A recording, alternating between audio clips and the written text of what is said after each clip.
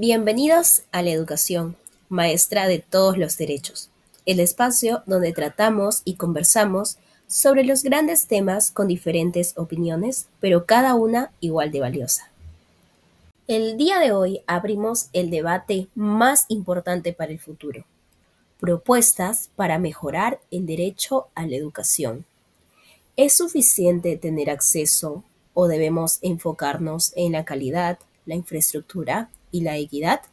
Descubriremos qué hace falta. Bienvenidos al nuevo podcast edición especial.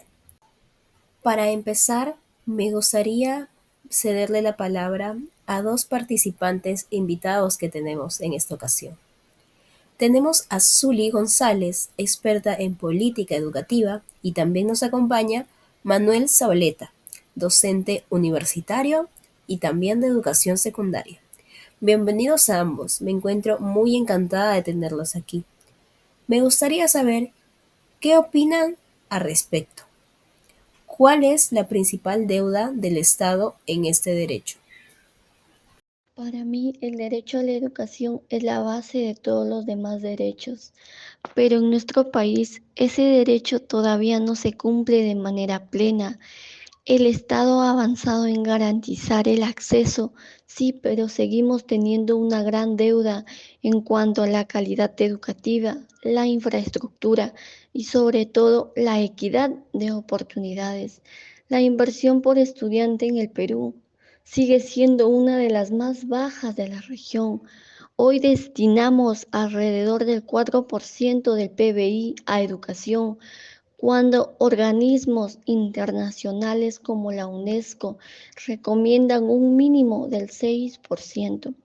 Esa diferencia se traduce en escuelas sin materiales, aulas deterioradas y docentes que no reciben una remuneración justa por su esfuerzo. Como especialista en políticas educativas, estoy convencida de que el cambio debe comenzar con una reforma integral que priorice tres ejes principales. En primer punto, aumentar el presupuesto educativo en al menos un 60%, especialmente en zonas rurales y urbanas vulnerables. No podemos hablar de equidad cuando hay niños que caminan horas para llegar a una escuela que no tiene techo o conexiones a Internet. Invertir en educación no es un gasto, es una inversión en el futuro del país. Como segundo punto tenemos modernizar la infraestructura educativa. Las escuelas deben ser espacios seguros, accesibles e inclusivos. Necesitamos aulas equipadas, tecnología disponible y servicios básicos garantizados. Un entorno digno motiva tanto al estudiante como al docente y mejora los resultados de aprendizaje. En tercer punto, tenemos fortalecer la profesión docente. El maestro es el pilar del sistema educativo. Por eso propongo mejorar los salarios, ampliar las oportunidades de capacitación continua y reconocer su labor como una profesión de alta responsabilidad social. Cuando un docente se siente valorado, enseña con más pasión, creatividad y compromiso. Además, debemos impulsar una educación verdaderamente inclusiva. El Estado necesita contratar más profesionales de apoyo, psicólogos, terapeutas y maestros sombras que atiendan a los niños con discapacidad o con condiciones del espectro autista.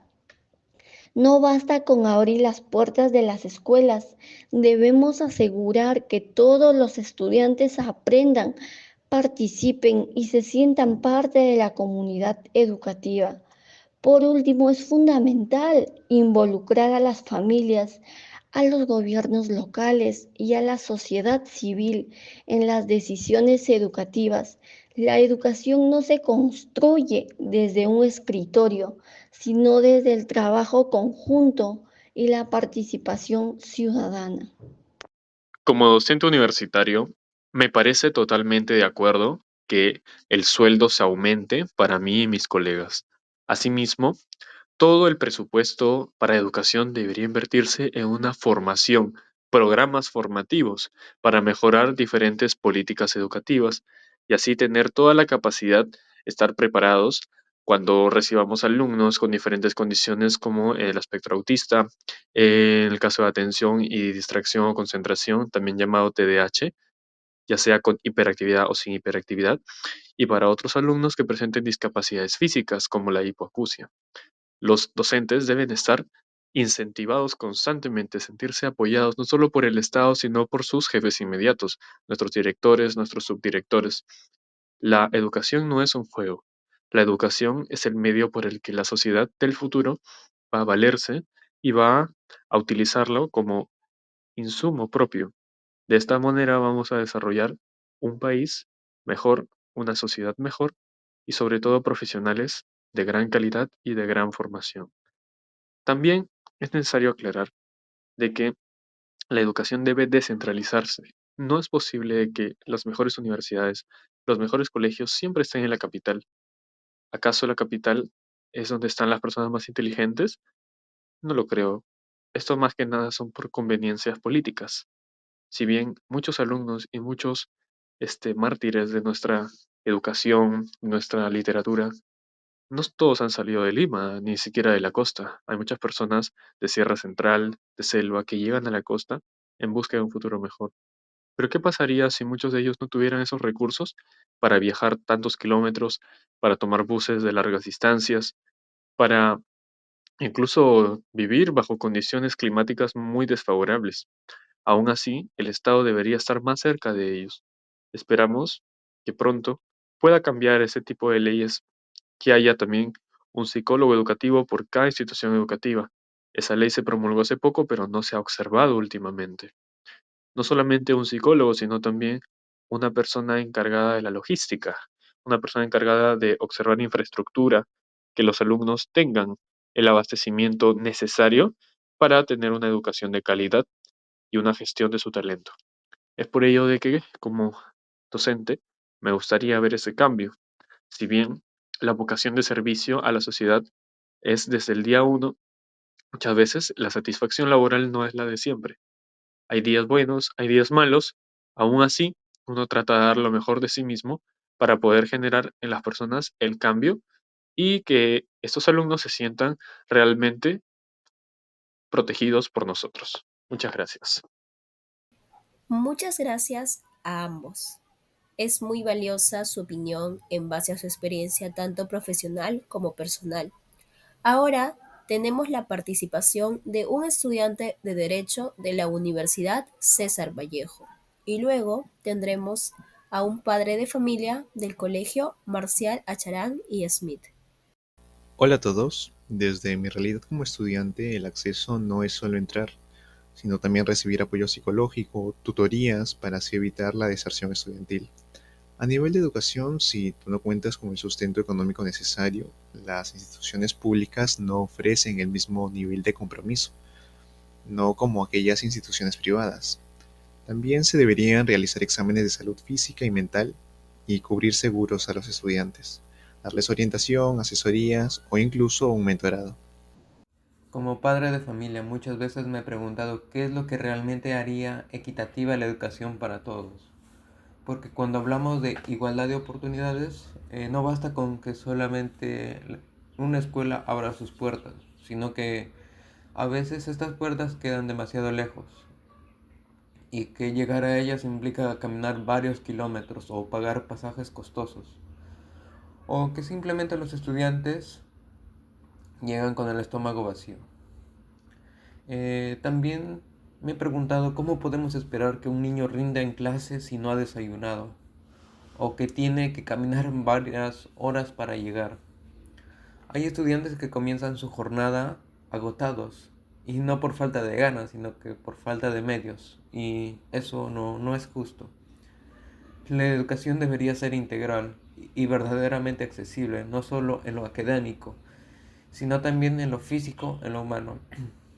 ¿De qué sirve tener excelentes profesores o material actualizado o tecnología de punta si los estudiantes llegan sin energía, sin alimento o ni siquiera llegan porque a veces no pueden pagar el transporte. Imaginen un sistema donde la educación cuente con transporte escolar gratuito, planificando rutas necesarias, o también para las escuelas un servicio de alimentación gratuito y nutritivo donde no solo se haga para combatir el hambre, sino para fomentar un desarrollo físico y mental adecuado, porque el alimento bien eh, es un beneficio para nuestros estudiantes, lo cual no generaría un gasto, sino una inversión al futuro de nuestro país. Porque los niños merecen tener las mismas oportunidades, sin importar de dónde nacieron o el ingreso de sus padres o la distancia que se encuentre su escuela. Es hora de hacer la educación que sea realmente equitativa. Y eso empieza con algo básico, como llegar bien y con energía a un aula. Me gustaría intervenir preguntando lo siguiente: ¿puede la tecnología ser derecho en sí mismo? En lo personal, absolutamente. Mi respuesta es declarar el acceso a Internet de banda ancha como un servicio público básico para todos los hogares con estudiantes de nivel primaria y secundaria. Sabemos que la virtualidad llegó desde la pandemia para instalarse como método eficaz de aprendizaje y enseñanza rápida. Los alumnos aprenden investigando, leyendo por la web y sobre todo viendo contenido audiovisual didáctico. Es muy interesante lo que usted comenta, ingeniero. Es importante la virtualidad en esta era moderna de la educación, porque como podemos saber, la educación a través de la virtualidad ha abierto muchas puertas educativas, quizás llevando enseñanza a unos niños que no pueden asistir todos los días a los colegios. Pero también me gustaría poner en conocimiento la gran cantidad de alumnos con condiciones de aspecto autista en la comunidad estudiantil primaria, porque como podemos saber, quizás en los colegios asisten muchos alumnos con autismo. Yo soy encargado de muchos salones y es complicado abastecerse por uno mismo, como si es complicado atenderlo a ellos porque se necesita una preparación más especializada.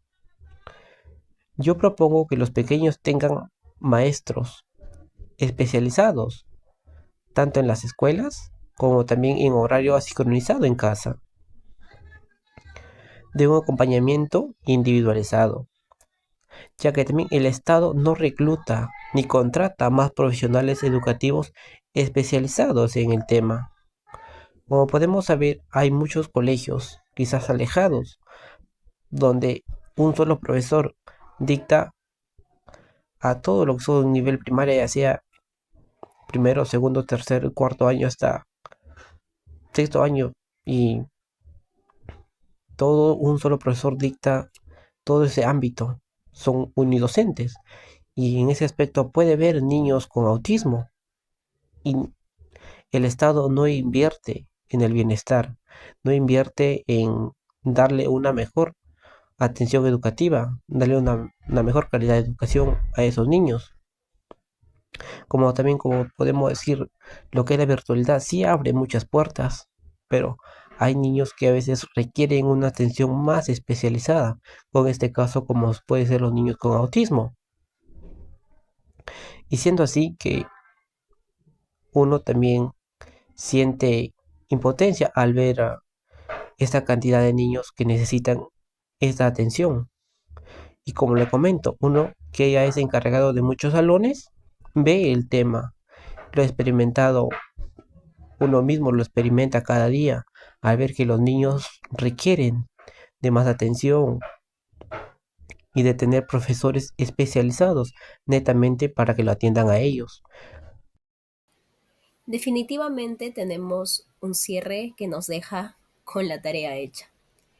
Agradezco a todos los participantes con los que pudimos contar el día de hoy en este maravilloso podcast, por cada una de sus opiniones, por contarnos sus experiencias profesionales, personales. Sin duda alguna, resulta muy enriquecedor para el público. Ahora nos despedimos. Recuerden que esto fue la educación, maestra de todos los valores. Si consideras que estas propuestas resonaron en ti, te invito a que las compartas con tus autoridades. Recuerda que puedes encontrarnos en nuestras redes sociales. Hasta una próxima oportunidad.